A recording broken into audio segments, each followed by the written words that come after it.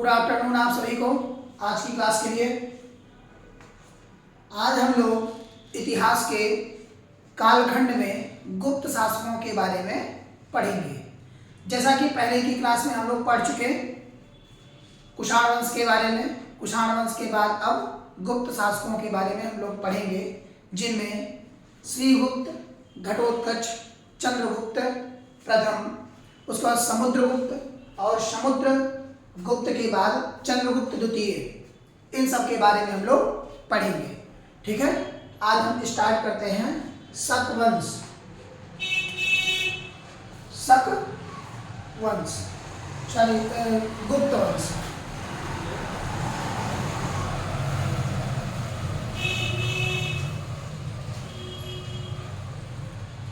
गुप्त वंश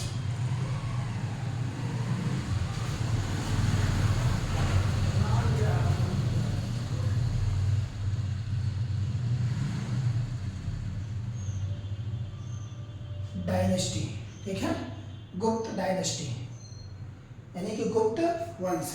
डायनेस्टी मतलब होता है वंशज।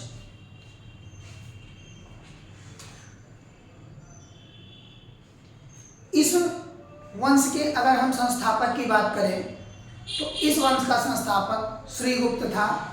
श्रीगुप्त ने 240 ईस्वी से लेकर के 280 ईस्वी तक शासन किया। यह तीसरी शताब्दी के कालीन के प्रमुख शासक थे, जिनसे यह जानकारियां प्राप्त होती हैं कि उस समय के कालखंड किस तरह से चले। ठीक है, गुप्त वंश का संस्थापक श्रीगुप्त था। श्रीगुप्त के बाद घटोत्कच आया, लेकिन ये दोनों सामंत के रूप में ही शासन किए, क्योंकि ऐसा माना जाता है कि इतिहास के कालखंड में गुप्त वंश के जो सामंत थे यह कुषाणों के सामंत थे, और कुषाणों के सामंत होने के कारण यह सामंत वंश के रूप में दो लोग शासन किए, श्रीगुप्त और घटोत्कच। इसका वास्तविक संस्थापक जो माना जाता है वह माना जाता है चंद्रगुप्त प्रथम को। चंद्रगुप्त प्रथम ने 319 से लेकर के 350 ईस्वी तक तीसरे शासक के रूप में गुप्त वंश में शासन किया। उसके बाद समुद्रगुप्त आए। तो एक एक शासकों के बारे में हम लोग पढ़ लेते हैं। पहले है श्रीगुप्त।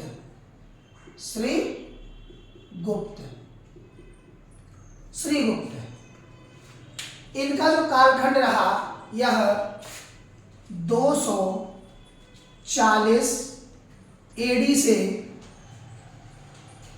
280 एडी तक रहा। 280 एडी तक रहा।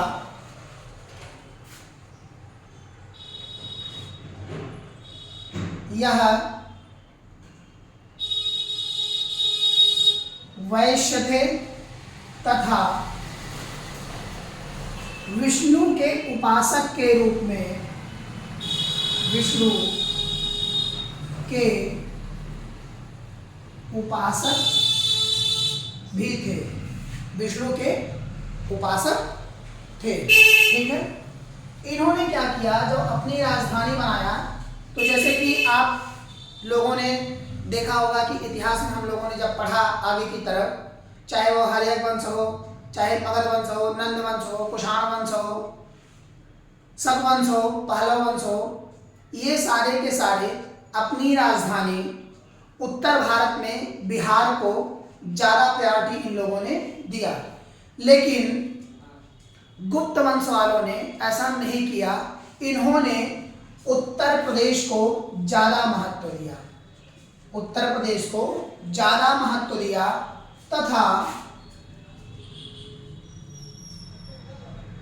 कौशाम्बी को राजधानी बनाया। कौशाम्बी को राजधानी बनाया। कौशाम्बी को राजधानी बनाया, जिसके कारण यह पता चलता है कि ये बिहार को ज़्यादा महत्व ना दे करके इन्होंने उत्तर प्रदेश को ज़्यादा महत्व दिया। ठीक है, तो उत्तर प्रदेश की कौशाम्बी को इन्होंने अपना राजधानी बनाया। ठीक है, श्रीगुप्त को ही इस वंश का संस्थापक कहा जाता है। ठीक है, कहा जाता है। आगे चल करके इसने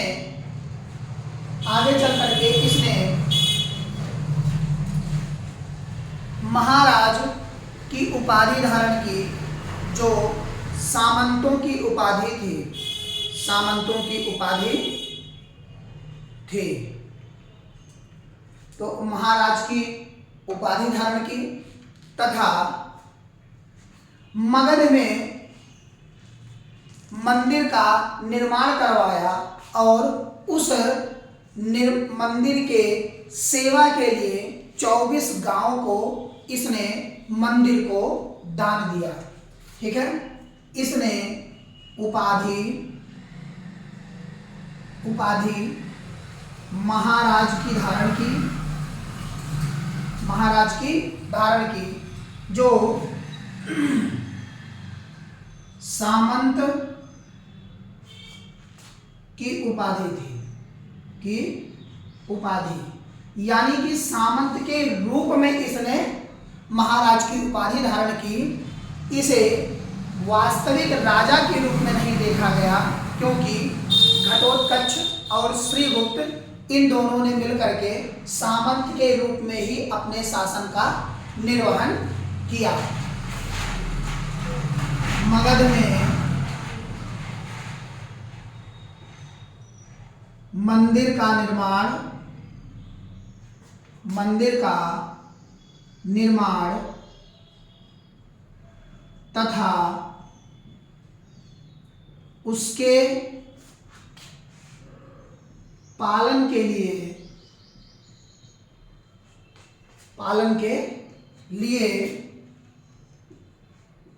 24 गांव दान में दिया, जिससे उस मंदिर के रख रखाव संबंधी जो पैसा होता है वह आता रहे, चाहे वह खाने पीने से संबंधित, पूजा पाठ से संबंधित, और वहाँ से सही तरह से हर किसी को व्यवस्था प्रदान हो सके। इस कारण से इसने 24 गांव को दान दिया। ठीक है, इस वंश का अगला शासक घटोत्कच था। घटोत्कच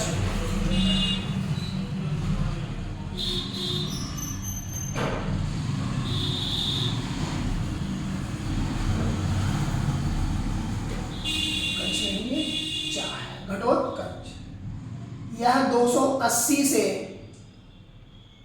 319 ईस्वी तक शासन किया। यह भी सामंत के रूप में ही एक शासक रहा।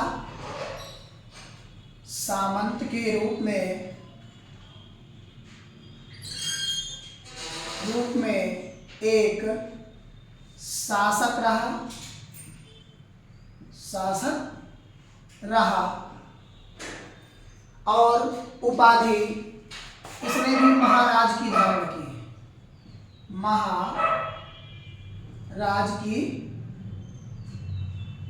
उपाधि इसने धारण किया। ठीक है, अभी मैंने बताया कि इस वंश का वास्तविक संस्थापक ये भी नहीं था, सामंत के रूप में ही इसने भी शासन किया। लेकिन अगर हम गुप्तों की वंशावली के बारे में बात करें तो मुपिया लेख से यह प्राप्त होता है कि इनके वंश में कौन कौन से शासक किस तरह के थे, जो कि ये स्कंदगुप्त का लेख था, मुखिया लेख ये स्तंभगुप्त का था, जिससे इनके वंशावली के बारे में पता चलता है। ठीक है, तो इन दो शासकों के बारे में इतना ही था। अब इसके बाद हम लोग चंद्रगुप्त प्रथम के बारे में पढ़ते हैं। 319 से लेकर के 319 से लेकर के 350 तक चंद्रगुप्त प्रथम का कालखंड रहा।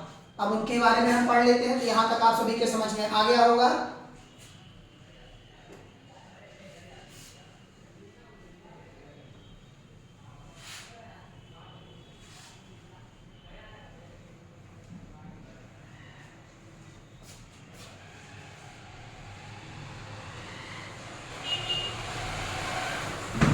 अब अगले शासक है चंद्रगुप्त प्रथम।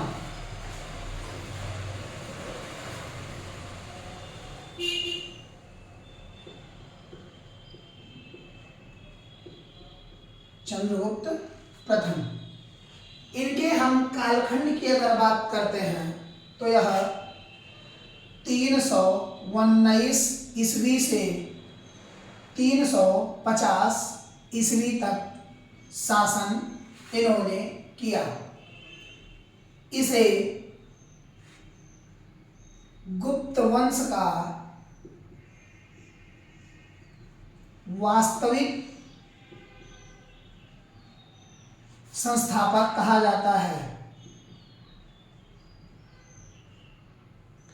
वास्तविक संस्थापक कहा जाता है। ठीक है, इसे इस वंश का वास्तविक संस्थापक कहा जाता है। इसने लिच्छवी राजकुमारी से राजकुमारी कुमार देवी से विवाह किया। लिच्छवी राजकुमारी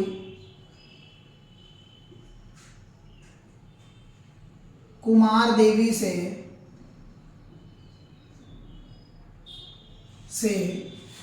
विवाह किया तथा इसी के कारण राजा रानी का सिक्का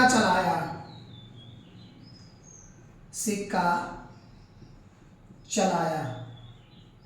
यह गुप्त वंश का एक अकेला शासक था जिसने चांदी का सिक्का चलवाया। ठीक है, तो चांदी का सिक्का चलवाने वाला यह प्रथम शासक था। चांदी का सिक्का चलाने वाला शासक। ठीक है, चांदी का सिक्का चलाने वाला शासक।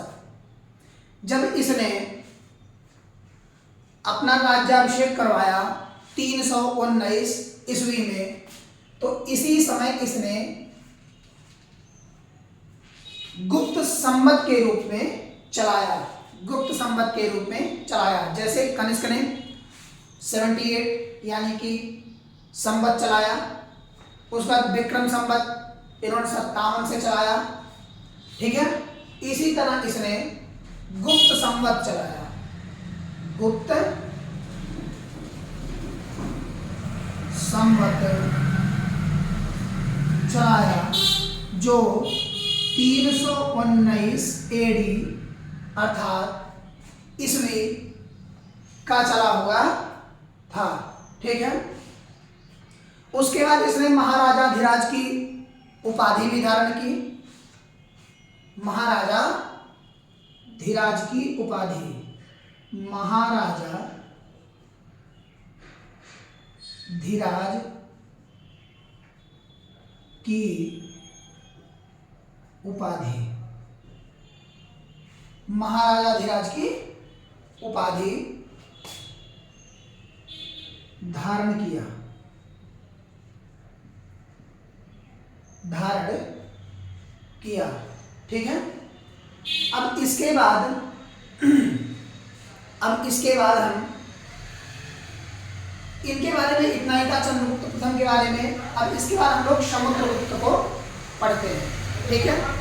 समुद्रगुप्त का सैन्य अभियान, समुद्रगुप्त का सैन्य अभियान, समुद्रगुप्त के विजय नीतियां, या हम दक्षिण के 12 उस समय अगर हम कहें पराजित शासक, जिनको समुद्रगुप्त ने पराजित किया था, जिनको समुद्रगुप्त ने पराजित किया था, ठीक है, उनके बारे में हम पढ़ते हैं।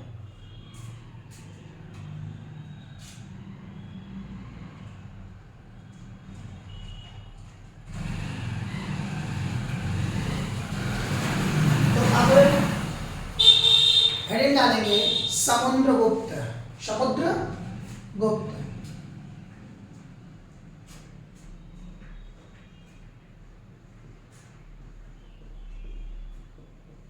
समुद्रगुप्त, ठीक है।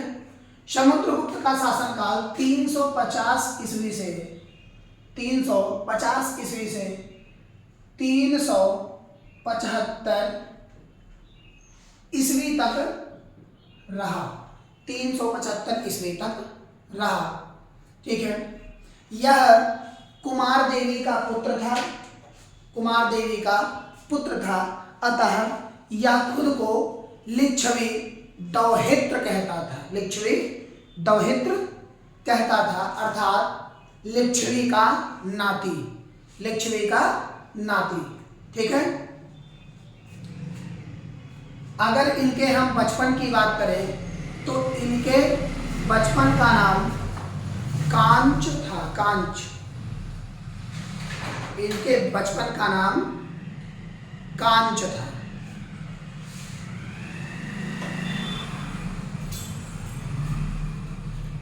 और समुद्र की अगर नीतियों के बारे में बात करेंगे तो आक्रमणकारी और विस्तारवादी दोनों नीतियों के साथ समुद्रगुप्त किसी के ऊपर हावी होता था। ठीक है। तो पहले हम इनके बारे में ही जान लेते हैं। यह लिच्छवी राजकुमारी,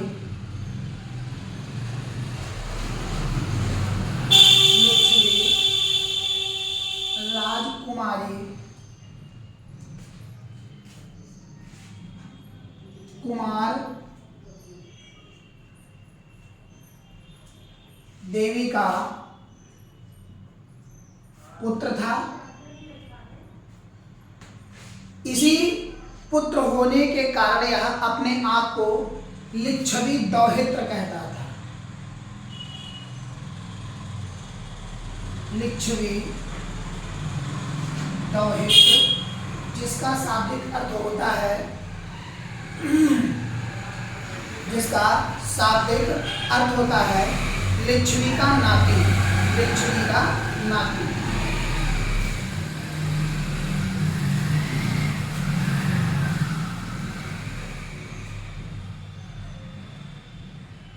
लिच्छवी का नाती, लिच्छवी का नाती। ठीक है। अब अगर इनके हम नीतियों के बारे में बात करेंगे तो इनका आक्रमणकारी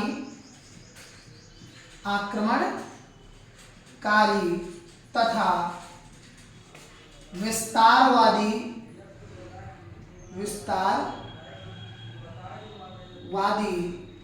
नीतियां थी,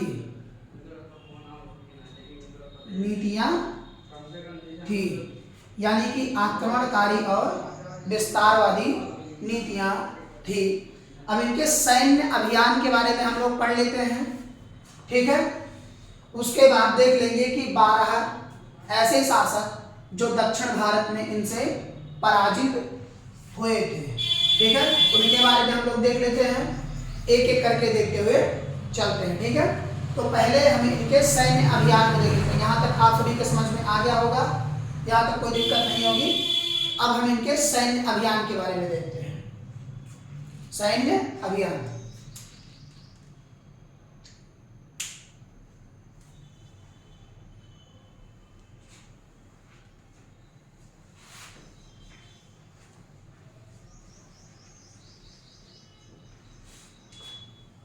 समुद्रगुप्त का सैन्य अभियान।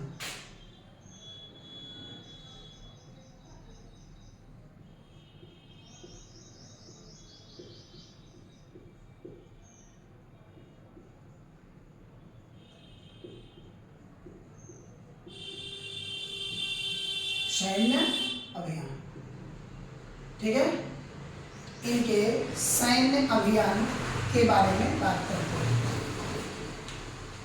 इसने दक्षिण भारत के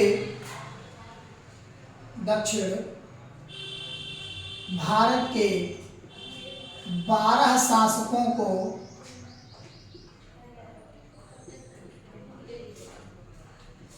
पराजित किया था।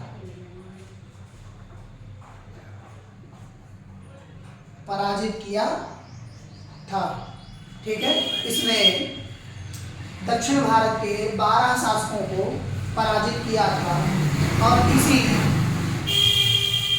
कहें तो पराजित करने के कारण इसे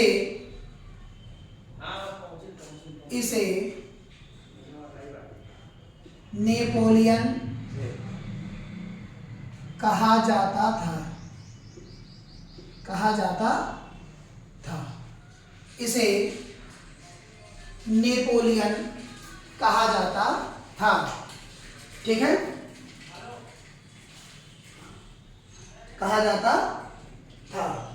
ठीक है, इसकी एक नीति जो सबसे बढ़िया थी, अगर हम कहें कि यह दक्षिण विजय है, 3 नीतियों का प्रतिपादन करता था। पहले उनको जीतना, उसके बाद उन्हें माफ करना, और माफ करने के बाद में उसी को ही वहीं पर शासक बना करके उसका आधिपत्य अपने हाथों में लेना।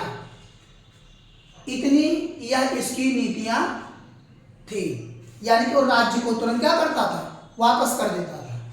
ठीक है, यानी कि जब इसने आक्रमण किया तो आक्रमण करने के बाद पहले यह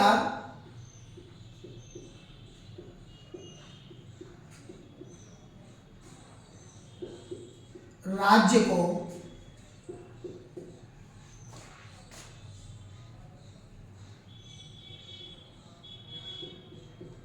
जीतता था, सेकंड में माफ करता था, और तीसरा जो इनका पॉइंट था वो था कि उसी को वापस से राजा बनाना। यानी कि वह जीत करके खुद नहीं लेता था, वापस करके उसी को शासक के रूप में वहां बैठा देता था। यह उसकी आक्रमणकारी नीति बहुत ही प्रभावित थी। ठीक है, इसी कारण इसने आटविक राज्य को जीत करके और वहां के लोगों को अपनी सेवा में रखा। तो यहाँ तक आप सभी को क्लियर हुआ, यहाँ तक कोई दिक्कत नहीं है। अब इसके आगे हम लोग देखते हैं। ठीक है,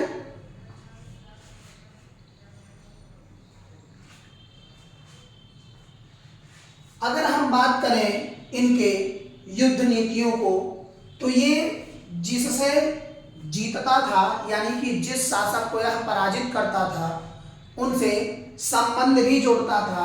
जैसे देवपुत्र, महिषा, हनुशाही, सिंघल, उसके बाद शक, मुरुंड आदि ऐसे शासक थे कि जिनके साथ इसने अपना संबंध स्थापित किया। ठीक है, अब हम बात कर लेते हैं कि विजय नीतियां। ठीक है, अब विजय नीतियों के बारे में हम लोग बात कर लेते हैं।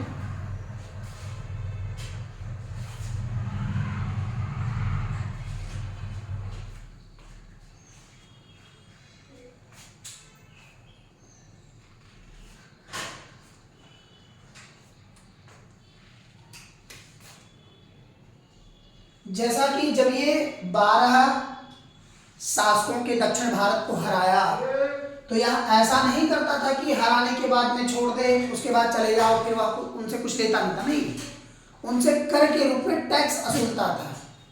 ऐसा नहीं था वह छोड़ देता था, आधिपत्य उसी के हाथ में था। पर क्या करता था, कहता था कि तुम मुझे पैसे दो और शासन करो। ठीक है, तो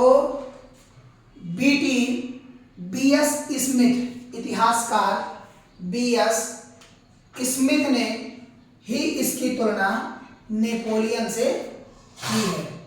इतिहासकार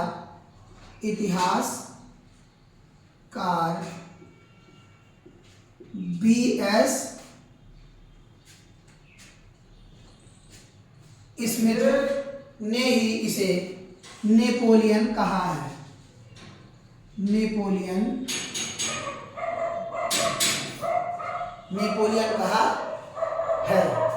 ठीक है, तो यहां तक आप सभी के समझ में आ गया होगा। अब इसके बाद हम विजय नीतियां और 12 दक्षिण के शासक, इनको हम कल पढ़ेंगे। और ऐसे ही वीडियो प्राप्त करने के लिए आप सभी लोग हमारे चैनल से जरूर जुड़ें। Thank you.